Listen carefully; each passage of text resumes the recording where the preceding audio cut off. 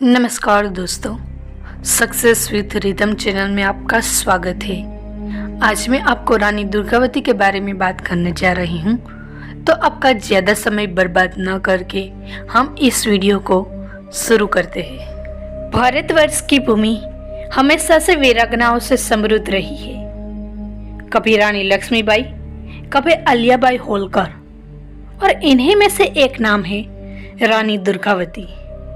वह शेरनी जिसने अपने राज्य, आत्मसम्मान और संस्कृति की रक्षा के लिए मुगलों से लोहा लिया और अंतिम सांस तक लड़ी रही। रानी दुर्गावती का जन्म 5 अक्टूबर 1524 को उत्तर प्रदेश के कलिंजर में हुआ। उनके पिता थे कीर्ति सिंह चंदेल, जो चंदेल वंश के महान राजा थे। चंदेल वंश वही वंश था जिसने खजुराहो के मंदिर बनवाए थे और कई युद्धों में वीरता दिखाई थी। दुर्गावती बचपन से ही बहादुर थी। उनकी शिक्षा दीक्षा में शास्त्र और शस्त्र दोनों शामिल थे।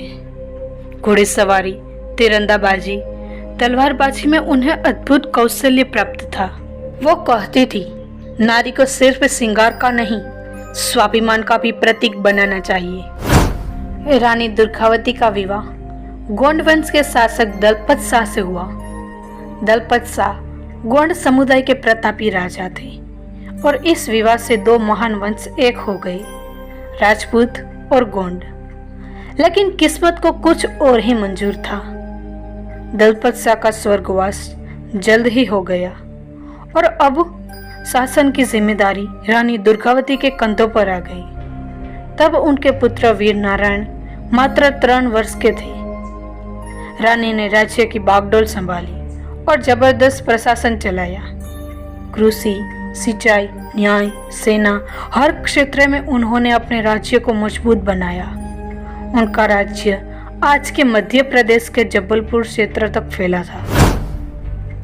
रानी दुर्गावती की बढ़ती हुई शक्ति से मुगल सम्राट अकबर के सेनापति असफ खान को ईर्ष्या हुई। सन 1564 में उसने गोंडवान राज्य पर आक्रमण कर दिया। रानी के पास सीमित सेना थी, परंतु साहस असीम था। उन्होंने अपने मंत्रियों से स्पष्ट कहा, युद्ध सम्मान का होता है, संधि तो डरपोक का रास्ता है। उन्होंने 20,000 सैनिकों के साथ युद्ध भूमि में कदम रखा। युद्ध स्थल बना नरई का मैदान, जहां पहाड़ और नदियां थी। तीनों ओर से मुगल सेना ने घेर लिया। फिर भी रानी दुर्गावती ने वीरता से युद्ध किया। वे खुद सबसे आगे लड़ रही थी। तीर और तलवार दोनों का प्रयोग कर रही थी। जब उन्हें 3 तीर लगे और उन्हें लगा कि अब दुश्मन उन्हें बंदी बना सकता है, तो उन्होंने खुद अपने कटार से आत्मबलिदान दे दिया। ये था 24 जून 1564, वो दिन जब इतिहास ने एक अमर बलिदान देखा। रानी दुर्गावती ने मरते मरते सिखा दिया, स्वाभिमान की रक्षा के लिए प्राण देना भी गौरव की बात है। उनका बलिदान आज भी जबलपुर, मंडाल और गोंडवान के क्षेत्रों में श्रद्धा से याद किया जाता है।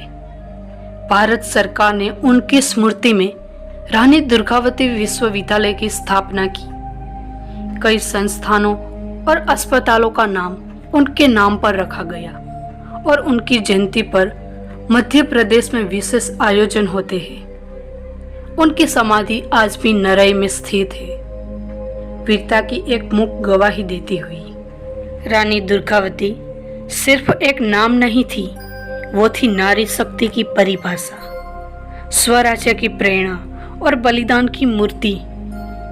उनकी कहानी हमें सिखाती है कि जब तक सांस है तब तक संघर्ष है। अगर इस वीरांगना की गाथा ने अपने मन को छू लिया हो तो इस वीडियो को लाइक करें, वीरता की इस कहानी को शेयर करें और ऐसे ही ऐतिहासिक प्रेरणाएं पाने के लिए चैनल को सब्सक्राइब करना ना भूलें। जय भारत, जय वीरांगना रानी दुर्गावती।